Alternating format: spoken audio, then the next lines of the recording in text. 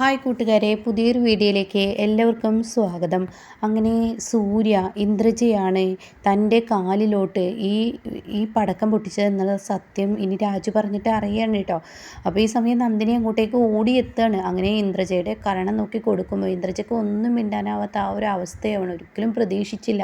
അങ്ങനെ ഈ സമയം വിജയും ഒന്നും മിണ്ടുന്നില്ല കേട്ടോ. അപ്പോഴേക്കും പത്മ അങ്ങോട്ടേക്ക് ഓടിയെത്താണ്. എന്താണ് നീ കാണിച്ചത്? നിൻ്റെ ചേച്ചിയല്ലടാ, ചേച്ചിയെ എങ്ങനെ അടിക്കാൻ പാടുമോ? ചേച്ചി എന്നെ കൊല്ലാൻ നോക്കിയ ചേച്ചിയെ പിന്നെ ഞാൻ അടിക്കില്ല, രണ്ട് കവിളിൽ ഉമ്മ വെക്കണം എന്നാണ് അമ്മ പറയുന്നത്. എന്ന് അമ്മ എന്ന് പറയില്ല, നിങ്ങൾ പറയുന്നത്. നിങ്ങളെൻ്റെ അമ്മയാണെങ്കിൽ ഇവളെ എന്ത് ചെയ്യണം? ഇവളെ ഈ വീട്ടിൽ നിന്ന് അടിച്ചു പുറത്താക്കണമെന്ന് പറയും കേട്ടോ. ഇത് കേൾക്കുന്ന പത്മക്ക് അങ്ങ് ദേഷ്യം പിടിക്കുകയാണ്. പത്മ പറയണേ, നീ എന്തറിഞ്ഞിട്ടാണ് സംസാരിക്കുന്നത്? നീ ഒരു കാര്യം ചിന്തിക്കണം. കാരണം എന്തെന്ന് വെച്ചാൽ നിൻ്റെ ഭാര്യയുടെ അച്ഛനാണ് ഇത് ചെയ്തതെന്ന് പറയണം കേട്ടോ. അവളെ അങ്ങനെ പറഞ്ഞു തരും, അത് അവൾ പറഞ്ഞു തരും. കാരണം എന്താണെന്നറിയോ, ഇവളുടെ അച്ഛനാണ് ചെയ്തത് എന്നുള്ളത് എനിക്ക് നന്നായിട്ടറിയാം. ആരാണ് ചെയ്തത് എന്ന് എനിക്കറിയാം. അതുകൊണ്ട് നിങ്ങൾ എന്നോട് കള്ളം പറഞ്ഞ് എന്നെ ഇവളെ രക്ഷിക്കാനൊന്നും നോക്കേണ്ട എന്ന് പറയട്ടോ. ഇവളൊരു ചേച്ചി സ്വന്തം അനിയൻ്റെ കാലിലോട്ട് പടക്കം എറിഞ്ഞിട്ട് അവളിപ്പോൾ ഇരിക്കുന്നു. ഞാൻ ആ സമയം മരിക്കുകയോ എൻ്റെ കാല് പോവുകയോ എന്തെങ്കിലും ഉണ്ടായിരുന്നെങ്കിൽ ഇവൾക്ക് അതല്ല ആവശ്യം, അതിന് കുടുംബസ്നേഹമില്ലല്ലോ. അപ്പോഴേക്കും പത്മ പറയണേ, ഇവളുടെ അച്ഛനാണ് അത് ചെയ്തത്, അല്ലാതെ നിൻ്റെ ചേച്ചി ഒന്നല്ല, അത് നീ മനസ്സിലാക്കണം എന്നൊക്കെ ഇങ്ങനെ പറയുമ്പോൾ ഉടൻ തന്നെ പറയണേ, മനസ്സിലാക്കിയോടത്തോളം മതിയായി, ഇതും ചെയ്യും എല്ലാം ചെയ്യും. കാരണം നിങ്ങൾക്ക് ക്രൂരത മാത്രമേ അറിയുള്ളൂ എന്ന് നിങ്ങൾ അതേ പഠിച്ചിട്ടുള്ളൂ. ക്രൂരത മാത്രം ചെയ്യാനറിയുന്ന നിങ്ങൾക്ക് അത് മാത്രമേ അറിയത്തുള്ളൂ എന്നൊക്കെ ഇങ്ങനെ പറയാൻ കേട്ടോ. അപ്പോൾ ഈ സമയം ഈ വാക്കുകൾ അങ്ങ് കേൾക്കുമ്പോൾ നല്ല ദേഷ്യം പിടിക്കുന്നുണ്ട് ഇവർക്ക് കേട്ടോ. അപ്പോൾ ഇവരാണെങ്കിലോ ദേഷ്യത്തോടു കൂടി പറയാണ്, ക്രൂരത മാത്രമേ ചെയ്യാൻ അറിയത്തുള്ളൂ എന്ന് നിങ്ങൾ പറയുന്നു. എന്നാൽ നിങ്ങളോട് ഞാനൊരു കാര്യം ചോദിക്കട്ടെ. ഈ ക്രൂരത ചെയ്തിട്ടും നിങ്ങൾ നിങ്ങളുടെ മകളെ വിശ്വസിക്കുന്നുണ്ടല്ലോ, അതാണ് ഇവളുടെ വിജയം.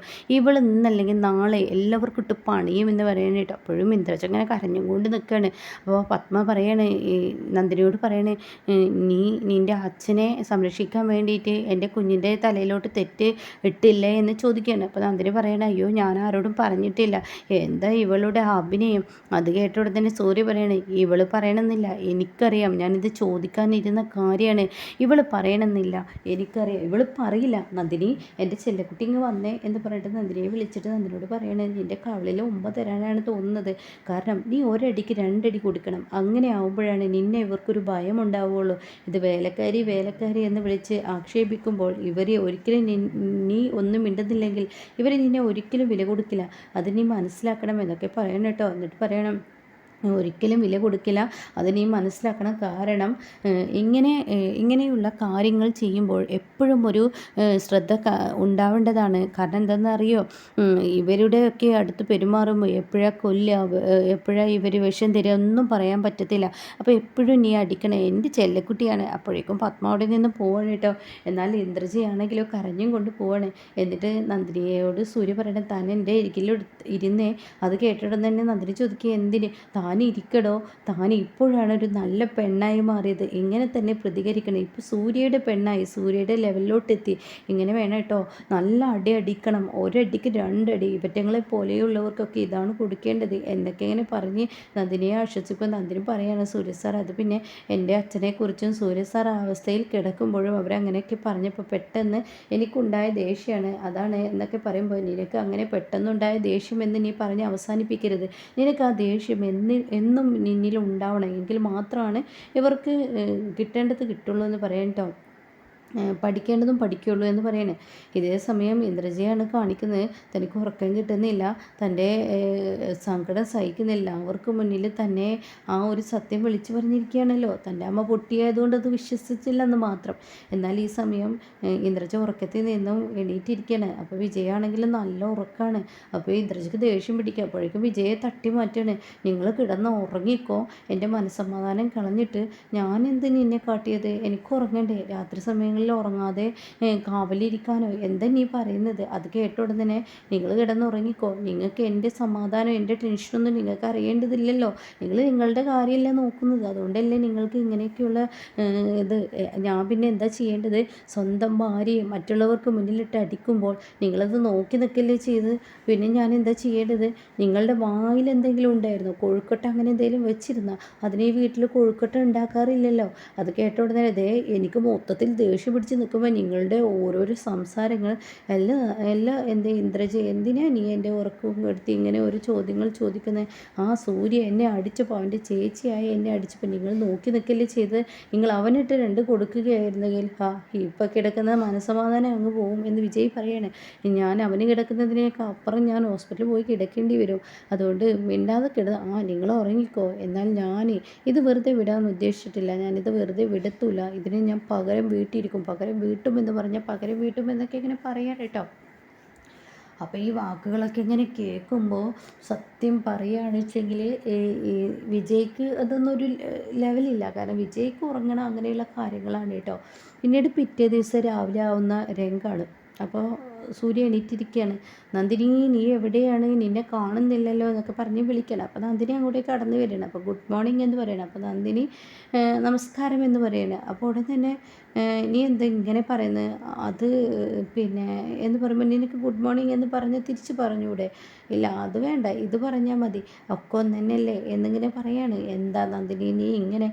സൂര്യ സാർ ഒന്ന് പല്ല് തേച്ച്, രാവിലെ എണീറ്റില്ലേ, പല്ല് തേച്ച് എന്ന് പറയുന്നത്. അപ്പോൾ ഈ സമയം ബ്രഷ് വായുടെ അടുത്തോട്ട് കൊണ്ടുവരുമ്പോൾ നീ ബ്രഷ് നനച്ചില്ലേ എന്ന് ചോദിക്കണേ. ഇല്ല നനച്ചില്ല, ഈ ബ്രഷ് നനച്ചില്ലെങ്കിൽ എനിക്ക് എന്തോ മാതിരിയാണ്, പിന്നെ ഛർദ്ദിക്കാൻ വരും, പേസ്റ്റിൻ്റെ മണം, അപ്പോൾ അതുകൊണ്ടാണെന്ന് പറയണം. അങ്ങനെ ബ്രഷ് നനയ്ക്കണം കേട്ടോ.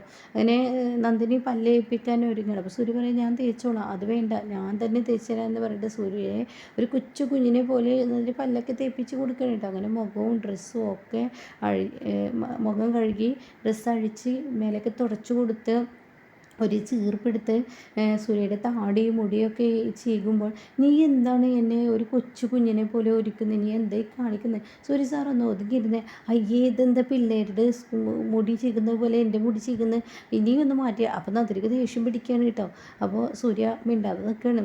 അങ്ങനെ ഒരു കൊച്ചു കുഞ്ഞിനെ നോക്കുന്നത് പോലെ നന്ദിനി സൂര്യയെ ഇങ്ങനെ നോക്കിക്കൊണ്ടിരിക്കുകയാണ്.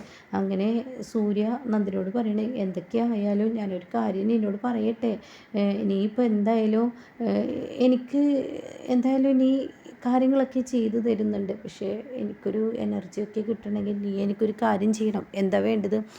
ഞാൻ പറഞ്ഞല്ലോ, എൻ്റെ മരുന്നെന്ന് പറഞ്ഞാൽ അത് നിനക്കറിയുന്നതല്ലേ, ആ മരുന്ന് കിട്ടിയാലാണ് എനിക്ക് നല്ല പോലെ ഒരു ഉഷാറൊക്കെ ഉണ്ടാവുള്ളൂ, അല്ലാതെ ഇങ്ങണ്ട് എനിക്കൊരു ഉഷാർ കിട്ടത്തില്ല എന്ന് പറയണം കേട്ടോ. അപ്പോൾ ഈ സമയം നന്ദിനി സൂര്യ പറയുന്നത് എന്താണെന്ന് നന്ദിനിക്ക് മനസ്സിലാവുകയാണ്. അങ്ങനെ ഈ സമയം അതാണല്ലേ വേണ്ടത്, നന്ദിനി എനിക്കത് അത് വേണം നന്ദിനി, അതുകൊണ്ടാണ് എന്ന് പറയാൻ കേട്ടോ. അതാണോ വേണ്ടത്? എന്നാൽ ശരി, ഗ്ലാസ് പിടിച്ചോ. അപ്പോഴേക്കും സൂര്യയുടെ മനസ്സിൽ എൻ്റെ നന്ദിനി പഴയതുപോലെ ഒന്നല്ല, എൻ്റെ മരുന്ന് അതാണെന്ന് നന്ദിനിക്ക് മനസ്സിലായി, എൻ്റെ അസുഖം മാറാൻ എനിക്ക് ഏറ്റവും വലുത് അതാണെന്ന് നന്ദിനിക്ക് മനസ്സിലായി. എന്തായാലും നീ ഒഴിക്കുക എന്നൊക്കെ പറഞ്ഞ് സൂര്യ അപ്പുറത്തോട്ട് തല ഇങ്ങനെ തിരിച്ച് പിടിക്കുകയാണ് കേട്ടോ. അപ്പോൾ നല്ല സന്തോഷത്തിലാണ് സൂര്യ. അപ്പോഴേക്കും നന്ദിനിയാണെങ്കിലോ കയ്യിലൊരു ഫ്ലാസ്ക് ഉണ്ടാവും, അതിൽ നിന്ന് ചായ ഇങ്ങനെ പതുക്കെ ഒഴിക്കുകയാണ്, കോഫി ഇങ്ങനെ ഒഴിക്കുകയാണ്. അത് കണ്ടിട്ട് സൂര്യ തിരിയുന്നത്. ഇതെത്ര മതിയോ എന്ന് ചോദിക്കുമ്പോൾ എന്താ നന്ദിനി നീ ഇങ്ങനെ കളിപ്പിച്ചതാ? പിന്നെ ഈ അസുഖം പിടിച്ച് കിടക്കുന്ന സൂര്യ സാർ ഇനി മദ്യപിക്കേ? ഇനി മദ്യം എന്ന സാധനം കൈകൊണ്ട് തൊടാൻ ഞാൻ സമ്മതിക്കില്ല. അത് കേൾക്കുന്ന നന്ദിനി പ്ലീസ് സൂര്യ സാറേ ഇത് മര്യാദക്ക് കുടിച്ചോ, ഈ കോഫി കുടിക്കൂ, ആദ്യം അസുഖം മാറ്റുമെന്ന് പറഞ്ഞിട്ട് കോഫി കൊടുക്കണം. ഇപ്പോൾ സൂര്യ മനസ്സോടെ അത് കുടിക്കണം. പിന്നീട് കാണിക്കുന്നത് പത്മയാണ്. പത്മ തൻ്റെ മാനേജർക്ക് വിളിക്കുകയാണ്. എന്നിട്ട് പത്മ പറയണേ, ഡോ അവിടെ ആ വിവേക് എന്ന് പറയുന്നവൻ വല്ല ലോണോ എന്തെങ്കിലും കാര്യങ്ങൾ മുൻകൂട്ടി വാങ്ങുകയോ അങ്ങനെ എന്തെങ്കിലും ചെയ്തിട്ടുണ്ടോ? ഇല്ല മേഡം, അവനോട് പൈസ കടമായി വേണോ എന്ന് ചോദിച്ചാൽ പോലും അവൻ വാങ്ങില്ല, അങ്ങനെ ഒരു ക്യാരക്ടറാണ് അവന്. അപ്പോൾ ഉടൻ തന്നെ എന്നാൽ ശരി അവനെ ആ കമ്പനിയിൽ നിന്ന് പറഞ്ഞയക്കാൻ നോക്ക്. അയ്യോ അവനെ ആ കമ്പനിയിൽ നിന്ന് പറഞ്ഞയക്കുക, അതെന്തിനാ? സൂര്യ സാറിൻ്റെ ഇഷ്ടപ്പെട്ട ആളാണ് വിവേക്, അപ്പോൾ അവനെ പറഞ്ഞയക്കാൻ പറ്റത്തില്ല, സൂര്യ സാറിൻ്റെ അനുമതി ഇല്ലാതെ ഞാനങ്ങനെ പറഞ്ഞയച്ചു കഴിഞ്ഞാൽ തൻ്റെ ഞാൻ ആരാടോ? അത് തനിക്കറിയില്ലേ? ഞാനാണ് ആ കമ്പനി നടത്തുന്നത്. ആ സമയം സൂര്യയുടെ വാക്കുകൾക്കാണോ നീ മൂല്യം നൽകുന്നത്? അത് പിന്നെ സാറേ, മാഡം, എനിക്ക് സൂര്യ സാറ് പറയാതെ തന്നോട് ഞാൻ പറഞ്ഞു അവന് ഈ സമയം ഇപ്പോൾ അവൻ അവിടെ നിന്നുള്ള രാജിക്കത്ത് കൊടുത്ത് അവനെ പിരിച്ചുവിടുമെന്ന് പറയാം കേട്ടോ. അപ്പോഴാണ് നന്ദിനി അങ്ങോട്ടേക്ക് ഇറങ്ങി വരുന്നത്. നന്ദിനി ആണെങ്കിലോ കണ്ട പാവം നടിക്കാതെ പോവാണ്. ഡി അവിടെ നിൽക്കടി. അപ്പോൾ നന്ദിനി ചോദിക്കുക, എന്താ? അതെ, നീ വല്ലാതെ അഹങ്കരിക്കണ്ട. എൻ്റെ മകന് എൻ്റെ മകൻ എൻ്റെ മുന്നിലിട്ടിട്ട് എൻ്റെ മകളെ അടിക്കുമ്പോൾ, അതായത് അവൻ്റെ ചേച്ചിയെ അടിക്കുമ്പോൾ നീ അത് സുഖം കണ്ടെത്തി നിന്നവളാണെന്ന് എനിക്ക് മനസ്സിലായി. പക്ഷെ നീ ആലോചിക്കേണ്ടത് അവൻ്റെ ചേച്ചിയാണ്. അവനെയാണ് നീ ഇല്ലാത്ത കഥകൾ പറഞ്ഞു കൊടുത്ത് അടുപ്പിച്ചത്. അപ്പോൾ അത് കേട്ടോടെ തന്നെ, ഞാൻ ഇല്ലാത്ത കഥകളൊന്നല്ല പറഞ്ഞു കൊടുത്തത്, ഞാൻ ഉള്ളത് തന്നെയാണ് പറഞ്ഞത്. എൻ്റെ 2 കണ്ണുകൊണ്ട് കണ്ടതാണ്. നീ അങ്ങനെ പലതും കാണൂടി. നിനക്ക് കള്ളം മാത്രം പറയാനല്ലേ അറിയത്തുള്ളൂ. കള്ളം പറഞ്ഞിട്ടല്ലേ നീ എൻ്റെ വീട്ടിൽ വേലക്കാരിയായ നീ ഇന്നിപ്പോൾ ഈ സ്ഥാനത്തെത്തിയത്. അത് കേൾക്കുന്ന നന്ദിനി പറയണം, ഒരിക്കലും ഞാൻ ആരുടെയും വീട്ടിൽ ഈ സ്ഥാനം ഏറ്റെടുക്കാനോ ഒന്നിനും ഞാൻ വന്നിട്ടില്ല. നിങ്ങൾ പറഞ്ഞത് ശരിയാണ്, ഞാൻ വേലക്കാരി തന്നെയാണ്. വേലക്കാരിയുടെ ആ പദവിയിൽ എന്നെ ഞാൻ നിൽക്കുന്നവളാണെന്ന് എനിക്കറിയാം. പക്ഷെ ഞാനൊരു കാര്യം പറയട്ടെ, വേലക്കാരി ആണെങ്കിലും നിങ്ങളുടെ മകനാണ് എന്നെ ഞാൻ പോലും അറിയാതെ എൻ്റെ കഴുത്തിൽ താലി കെട്ടി ഇന്ന് ഈ വീട്ടിലെ മരുമകളാക്കിയത്. അല്ലാതെ ഞാൻ ആരെയും പറ്റിച്ചോ വഞ്ചിച്ചോ ഈ വീട്ടിലോട്ട് വന്നതല്ല. അത് എല്ലാവർക്കും മുന്നിൽ നിങ്ങൾ കണ്ടതല്ലേ. ഓഹോ, അവൾ താലിയുടെ മഹത്വം പറഞ്ഞ് എന്നെ ഭീഷണിപ്പെടുത്തുന്നു. എന്നാൽ നിൻ്റെ താലി ഞാൻ വലിച്ചു പൊട്ടിക്കൂടി എന്ന് നന്ദിനോട് പറയാണ് കേട്ടോ.